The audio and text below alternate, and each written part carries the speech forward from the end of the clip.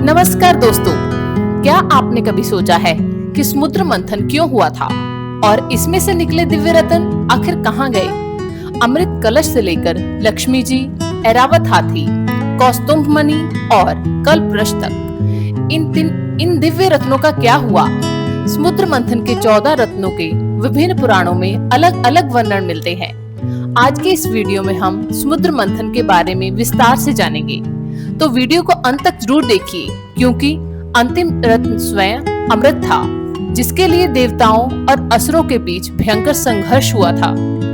सतयुग में एक बार महर्षि दुर्वासा ने इंद्रदेव को दिव्य माला भेंट की। इंद्र ने अहंकार में आकर उस दिव्य माला का अनादर कर दिया। इससे क्रोधित होकर दुर्वासा ऋषि ने इंद्र और सभी देवताओं को श्राप दे दिया कि उनकी सारी शक्तियां समाप्त हो जाएंगी।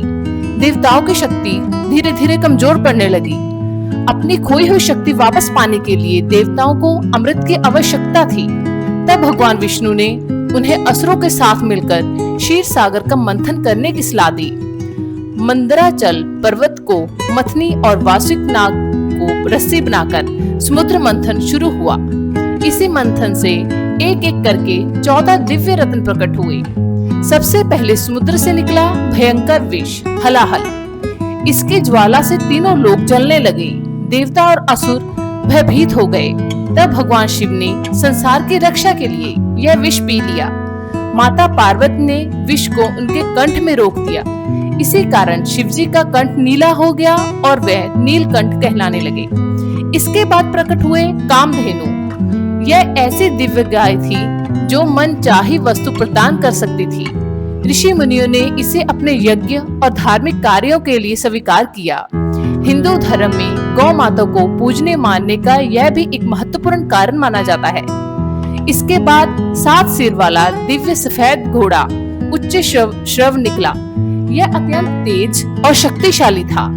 इसे असुर राज बलि को प्रदान किया गया। फिर प्रकट हुआ विशाल श्वेत हाथी ऐरावत। इसके 4 दांत बताए जाते थे। इंद्रदेव ने इसे अपने वाहन के रूप में स्वीकार किया। आज भी ऐरावत को शक्ति और राजसत्ता का प्रतीक माना जाता है। इसके बाद निकली दिव्य कौस्तुभ मणि। यह संसार की सबसे मूल्यवान मणियों में से एक मानी जाती है। भगवान विष्णु ने इसे अपने वृक्ष स्थल पर धारण किया। आज भी विष्णु जी की अधिकांश प्रतिमाओं में यह मणि दिखाई जाती है। कल्पवृक्ष एक दिव्य वृक्ष था। मान्यता है कि यह भक्तों की सभी इच्छाएं पूर्ण कर सकता था। इंद्रदेव इसे स्वर्ग लोक ले गए। इसके बाद पारिजात वृक्ष निकला। इसके फूलों की सुगंध अद्भुत थी। बाद में भगवान श्री कृष्ण इस वृक्ष को स्वर्ग से द्वारका ले आए थे। समुद्र मंथन से अनेक सुंदर अप्सराएं भी उत्पन्न हुई। इनमें रंभा, मेनका, उर्वशी आदि प्रमुख थी। इन्हें स्वर्ग लोक में स्थान दिया गया। इसके बाद चंद्रदेव प्रकट हुए। भगवान शिव ने चंद्रमा को अपने मस्तिष्क पर धारण किया। इसी कारण शिव जी को चंद्रशेखर भी कहा जाता है। समुद्र मंथन का सबसे शुभ रत्न थी देवी लक्ष्मी। उनके प्रकट होते ही चारों ओर समृद्धि और सौभाग्य का वातावरण बन गया। देवी लक्ष्मी ने भगवान विष्णु को अपना पति चुना। यही कारण है कि दीपावली पर लक्ष्मी जी की पूजा विशेष रूप से की जाती है।